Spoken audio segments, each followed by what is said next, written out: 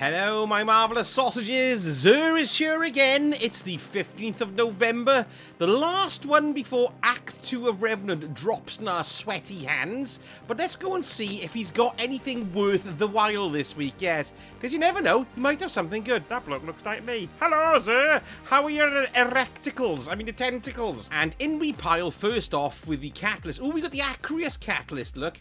After a successful melee hit, this weapon gains increased damage, handling, and a reload speed for a short duration or until 3 shots are fired. That's pretty damn fine if you've got the Aquarius. Of course, I don't have that. The Huckleberry Catalyst as well. Sustained kinetic damage to a target emits a shockwave that damages any nearby targets. So that's kinetic tremors, is it, basically? Yeah, that's pretty cool, actually. And I wouldn't mind using the Huckleberry a little bit more. But, you know, there's so many guns in the game. It's impossible. Anyway, moving on, we've got the Aeon Swifts for the Hunter classes. Now then, you can change whatever the mod is in here. So, like, you can have this one stunning a champion or landing rapid precision hits on a powerful combatant will mark them. So you can change these out. These are pretty neat as well in regard to teamwork, because that's what they do, but they've brought them up to speed so they don't rely on teamwork as much as they used to. Stats-wise, it's a 67. The mobility is dreadfully low. And it's not particularly exciting. It's like a high number. Nice strength one there. And it's okay. It's okay. It's great if the spread was better. But it's not. Sorry. Let's go and have a look at the Severance enclosures for the Titans. What do we got stat-wise? Oh, we got 67 again. But quite a bland spread then. Nothing peaking, unfortunately. Powered melee, final blows unleash a damaging explosion, and finishes and final blows against more powerful targets increase the radius. Oh, there we are. Yeah, so, well, you know, I mean, it's okay. And then finally, the transversive steps. Sprint speed increased after a short time sprinting. Your currently equipped weapon is automatically reloaded. Quite handy for the Crucible, really. And 69 is the number, everyone's favourite number. Yes, that's good. Mobility 21. The spread is really annoying. It's really high, 69. Strength is 16, so, you know, it's a high number, but... well, it's probably better than what most of us have got, to be perfectly honest. And this week, we've got our class items back, which is quite handy. So remember to try and unlock these with Eva if you can't do the Dual Destiny doodah. There's something I want to mention as well. I mentioned in my video about getting the... class items from the Festival of the Lost. You can't actually attune for them, though, unfortunately. The only way you can attune them is if you get them from doing the Dual Destiny mission, which is an absolute rubbish, if you ask me. But there we go. They might change that back at some point. Who knows? Right, moving in for the strange offers. Anything interesting here? We've got Ascended Alloys, 41. That was last week. Not too great. 11 strange coins for 7 enhancement cores. According to Light GG, that's not very good. This one's middling better. 17 for 13. I wouldn't recommend either of those, to be honest. Most people are going to be buying the class items. The Glimmer, what have we got here? This one ain't too good. That's 5 strange coins for 30,000, but for 7, 44,000. That's quite good. And then we've got legendary engrams as well. 3 of them for 17 strange coins. Not bad. And here's something else I want to mention as well. I keep on moaning that the surfboard isn't for sale here. But the reason why I don't see it for sale is, of course, that I've already bought it and you can't buy it twice. So I'm a stupid boy. So if you haven't bought the surfboard, you should be able to see it here on the multivarious strange offerings yet. And it's weapon time. Let's have a little look. This Hawkmoon here we've got. Let's pile in quickly and see what we've got. Combat grip, quick draw, alloy magazine, and full bore. This is a D in popularity, this Hawkmoon roll, so not the best. We've got the Crimson here, which is a lovely exotic if you can get your hands on it. Kills this weapon, heal, wielder, and precision kills also refill the magazine, and it's a 3-round burst hand cannon, which is nice. What have we got here? Oh yeah, it's great. It's 23 strange coins for that. If you haven't got one of those, I'd recommend you pick that up. You got the Borealis sniper rifle, which means you can change the damage type by doing the long press. Yes, that's not bad. I don't use it very often though. But now pretty much everybody should have this, at least if you were around for Into the Light, because everybody had it in Into the Light. But if you haven't, here it is. It's a Thunderlord, and it is quite simply one of the best exotics in the game. If you're a spray and play player, and it does so much damage, it's just great. Pick the Thunderlord up. If you haven't got it, it's a must. Right, dropping down to the legendary weapons. What do we have here? We've got, first of all, we've got the Blood Feud. Now then, this seems to be a very popular role, this one. It's got an A on Light GG overall. And we've got Right Hook, that's the origin trait, of course. We've got Frenzy and Dynamic Sway Reduction. Accurized Rounds or Alloy Magazine. And we've got Smell Bar and also Hammerforce Rifling as well. And there's a range masterwork. Quite nice, that. Stasis 2. And don't forget as well, this one is craftable. So if you want to go and head for a god roll of that one, you can stick some, what you call those exotic ciphery things. No, Deep Sight Harmonizers, that's the ones. Next we've got this, the Nightshade. Now, it's a C on Light GG, this one. It's a pulse rifle. One of the old classics, really. Lightweight frame. We've got a range masterwork on it. But it's actually pretty nifty for PvP because you've got Head Seeker and you've got Under Pressure as well. And then a choice of Alloy Magazine or High Caliber rounds. And then Smell Bar or Arrowhead Break. So quite a nice little pulse there for PvP if you're interested. And it's Strand 2, which is quite a rarity. Then we've got the Deicide Shotgun.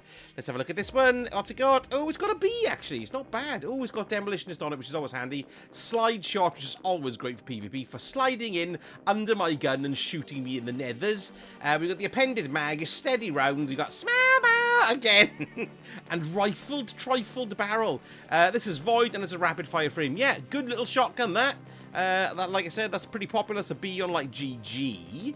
Now this, the Brigand's Law. I love this, right? Now, this particular roll ain't that great, but I tell you what, if you haven't got it, it's well worth picking up to try and get the Volt Shot roll with it, because it's really good. I mean, picking up to craft, yeah? So you can unlock the pattern with a Deep Sight Harmonizer. This one is only an F on Light GG, unfortunately. We've got Rangefinder, Steady Hand, Steady Rounds. What's that? Alloy Magazine, Fluted Barrel. Unchambered Combo Potato and a Stability Masterwork, and it's Rapid Fire. Yeah, so there we go. Void, not Void, what I'm talking about is Arc, you idiot. Right, next we've got the Plank Stride Machine Gun. Rapid Fire, this baby's Arc. Again, craftable. This particular roll, though, is a C, so it's a middling roll, but it's a nice one to craft. Seems to be have Season of the Plunder stuff all through today. Harmony, Slick Draw, Tactical Mag, Alloy Magazine, Fluted Barrel, and Chambered Compen Potato, and a Reload Speed Masterwork. There you go, it's like a blunderbuss. What have we got? We've got the Semiotition Rocket Launcher, which I do like. Again, this is craftable, and you can get some good rolls on this.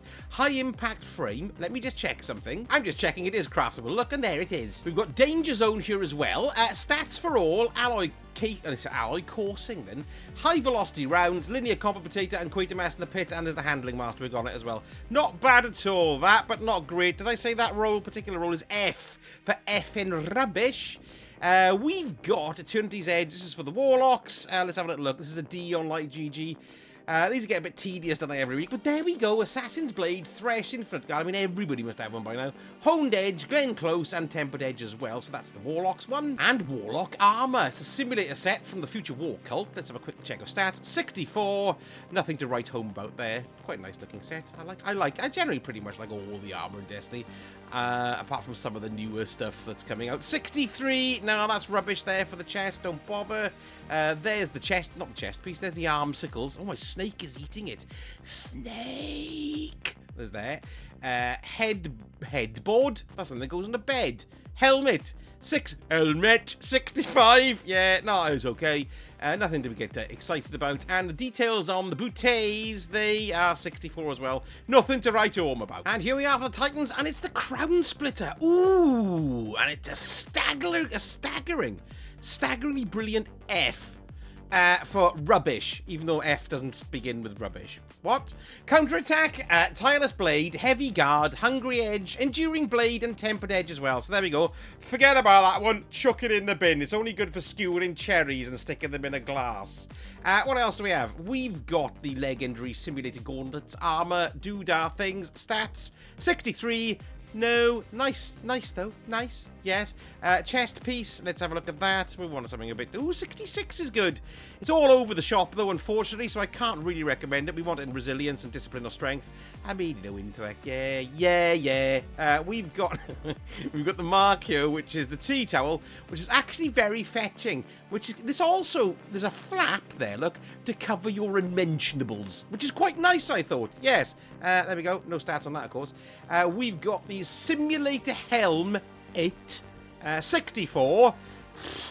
And then we've got the boots, boots, 63, meh. Not very good, is what I mean.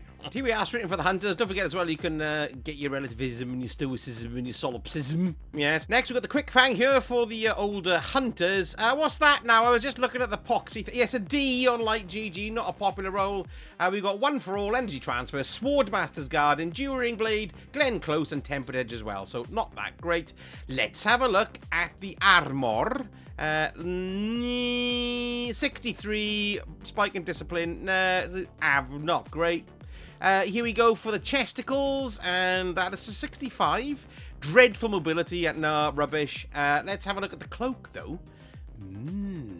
Like my ghost helmet. Ooh, yeah, there we go. It's got no stats, of course.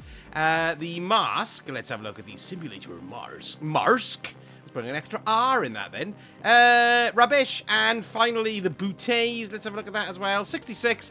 Okay, those boots are pretty good. That's a 66 in the boots, and that's the only decent piece of armor this week for the hunters. And then the boots, 20 mobility, 16 in strength. Not bad at all. Now, I'm just going to jog past Granny Eva and resist the temptation to stick 2 fingers up at her, because I hate this. See if you hate this as well, right? Because I absolutely hate it. It's got a quest, it's got a Festival of the Lost. Let's go over here to the occult one. This, I hate it. I'm on 80%. I only get 2% for doing a Gambit match, or 2% for doing a Crucible match. I think you can get 5% for doing a Nightfall, but I beg Bungie, do something about this next year. I got a great idea, actually. Revamp the whole thing next year, but never mind. Yeah, I just want to say I hate that. It's the most painful slow one, and I'm not completing it out of having a cob on and being miserable, yeah. Oh, and I nearly forgot. I was just having a quick squiz at Banshee today. Remember, these change daily, okay, so these will change reset tomorrow, but there's 2 nice guns here. First off, it's this one. Look, it's the Briar's Love.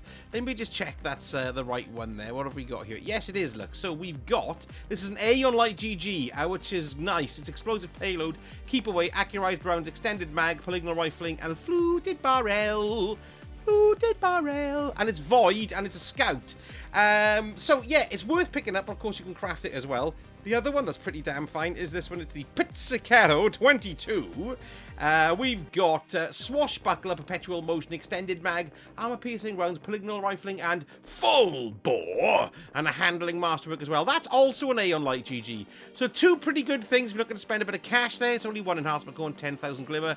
Well worth picking up those 2 if you're in the market, particularly that one, as you can craft it as well. Thought I'd tell you, but don't forget, it's going to disappear 5 PM UK time tomorrow. And here we are with Saintly Poos, and what have we got this week? The map is Javelin 4, and the Adept is Shayura's Wrath. Look, there it is, look there. So that's it for Act 1 of Revenant. I was going to do a video about my thoughts on it, but I just realised I kind of did one at the very beginning, after the first 2 weeks or so, because that's when the season finished, really, wasn't it? Right, some of the old helicopter jump ship. Let me know in the comments what you're purchasing from Zer, as I always love to know. Helicopter jump ship, it is, isn't it? It's because it hasn't got, I just realised it hasn't got any rotors. Anyway, that's fantastic, folks. Thank you so much for watching. See you all very soon. Sausage. Hurt.